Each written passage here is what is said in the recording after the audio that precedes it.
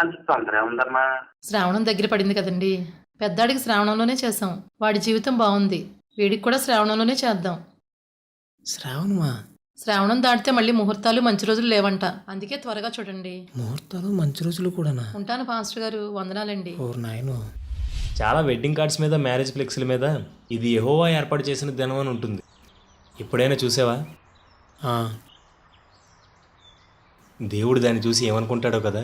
ప్రేమించో 10 పెళ్లి చూపులు చూసో మన కంటికి నచ్చిన అమ్మాయిని, మన క్యాస్ట్కి చెందిన అమ్మాయిని, మన స్టేటస్కి సరిపోయే అమ్మాయిని, మనం అడిగినంత కట్నం ఇచ్చే అమ్మాయిని మనం సెలెక్ట్ చేసుకుంటాం.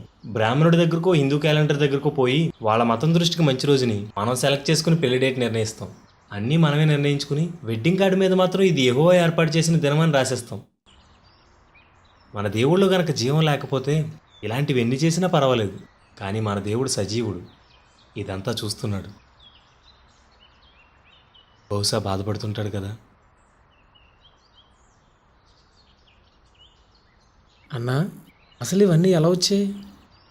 హిందూ శాస్త్రాల్లో 28 నక్షత్రాల కోసం రాయబడింది. చంద్రుడికి సంబంధించి అమావాస్య, పౌర్ణమి కోసం రాయబడింది. రాహు, కేతు అనే 2 శక్తుల కోసం రాయబడింది. గ్రహాల స్థితుల కోసం రాయబడింది. వాటికి శక్తి ఉంటుందని, వీటి ఆధారంగానే మనుషుల జీవితం ఆధారపడి ఉంటుందని, గ్రహస్థితి మనుషుల స్థితిని ప్రభావితం చేస్తుందని వారు నమ్ముతారు. వాటికి అన్ని విషయాల్లోనూ ప్రాధాన్యత ఇవ్వడం, వాటికి విపరీతంగా భయపడడం, వాటికి శాంతులు చేయించడం వంటివి చేస్తారు. వీటిని ఆధారం చేసుకునే జాతకాలు, తిథులు, రాహుకాలాలు, అమృత గడియలు, ముహూర్తాలు నిర్ణయిస్తారు. బైబిల్ దీన్ని అస్సలు ఒప్పుకోదు. ప్రకృతి దేవుని సృష్టి. సృష్టించబడిన దేనికి ఏ శక్తి ఉండదు. ఏ గ్రహాలు మనిషిని ఏమీ చేయలేవు. అంతా దేవుని చేతిలోనే ఉంటుంది. ప్రకృతికి భయపడడం పూర్తిగా అవిశ్వాసమే అవుతుంది. ఆకాశమునందు అగ్గుపడు సూచనలకు జనులు భయపడుదురని, అయితే మీరు వాటికి భయపడకండి అని, జనుల ఆచారములు వ్యర్థములని ఇర్మియా 10:2 చెప్తుంది. ముహూర్తాలు చూసుకునే ప్రతివారు గ్రహాలకి, నక్షత్రాలకి భయపడేవారే. మీరు దినములను, అమావాస్యలను, మాసములను లెక్కించవద్దని వాక్యం ఆజ్ఞాపిస్తుంది. వాటిని లెక్కించే ప్రతి క్రైస్తవుడు ఆజ్ఞను అతిక్రమించినట్లే. చాలామంది క్రైస్తవులు తమ ఇళ్లలో విగ్రహాలను తీసేస్తారు, కానీ తమ మనసుల్లో మాత్రం విగ్రహాలు ఉండిపోతాయి. ఏం క్రైస్తవ్యం మనది?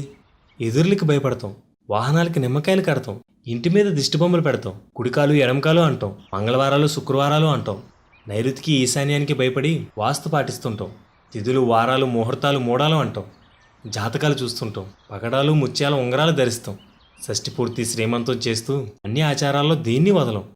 పేరుకే విశ్వాసులం, అడుగడుగున అవిశ్వాసమే, అన్ని పద్ధతులే. విశ్వాసం లేకుండా చేసే ఈ పనులన్నీ పాపమే.